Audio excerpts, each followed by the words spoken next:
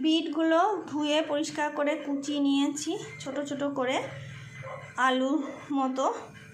আর এদিকে পেঁয়াজ কুচিয়ে নিয়েছি, রসুন, কাঁচা লঙ্কা, কালো জিরে, এই দিয়ে রান্না করব বিট বাটা। তেল গরম হয়ে গেছে, এবার কালো জিরে ফোড়ন দিয়ে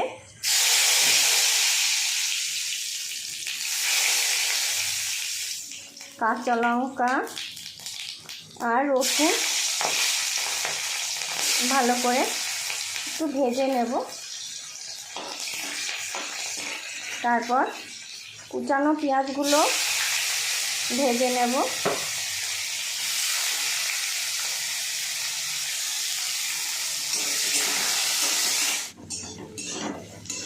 এর ভিতরে পরিমাণ মতো নুন আর হলুদ দিয়ে একটু ভেজে নেব।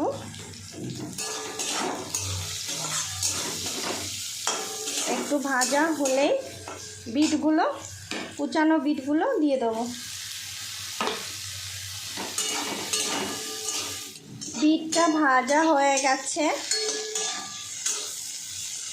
একটু কালটে কালটে ভাব হয়েছে, দেখেই বোঝা যাচ্ছে বিটটা ভাজা হয়ে গেছে। এবার নামিয়ে ঠান্ডা করে নেব, তারপরে মিক্সিতে গ্রাইন্ড করে নেব। কি সুন্দর মিহি বাটা হয়েছে এই বিট বাটাটা।